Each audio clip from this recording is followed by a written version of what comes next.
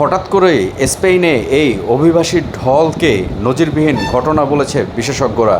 কারণ ২৪ ঘন্টায় প্রায় ৬০,০০০ অভিবাসী মরক্কো থেকে বর্ডার ক্রস করে ইল্লিগ্যালভাবে স্পেনে ঢুকে পড়ে এরা। আর এতেই নড়েচড়ে বসে ইউরোপের অন্যান্য দেশগুলো।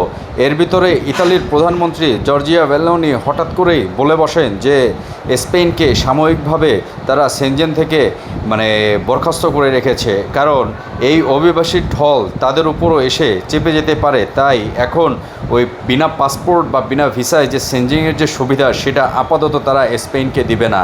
আর এই ধরনের ঘটনার কারণে আসলেই একটি অস্থিতিশীল পরিস্থিতি তৈরি হয়েছে সমস্ত ইউরোপ জুড়ে। আর এই পশ্চিম আফ্রিকার এই দেশ থেকে এভাবে বর্ডার ক্রস করে লোক ঢোকার ঘটনা একদমই নজিরবিহীন, যেখানে বর্ডারে আসলে সেরকম কোনো পেট্রোল বাহিনীও দেখা যায়নি।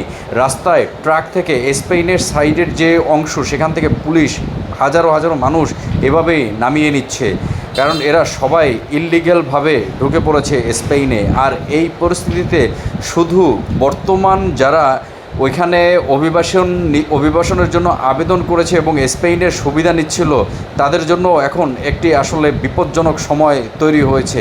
কারণ এত অভিবাসী হঠাৎ করে স্পেনে ঢুকে বসার কারণে স্পেন সরকার হয়তোবা যে কোনো সময় তাদের অভিবাসন নীতির পরিবর্তন আনতে পারে।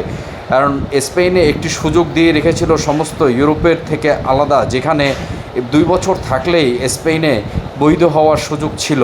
আর এই সুযোগ নিতেই যখন মানুষগুলো এইভাবে আশ্রয় পড়ে, ঠিক তখনই শুরু হয় সংকটের। কারণ এই স্পেনের সাইডের যে অভিবাসীদের রাখার জায়গাগুলো ছিল সেখানে এখন আর তিল ধরার জায়গা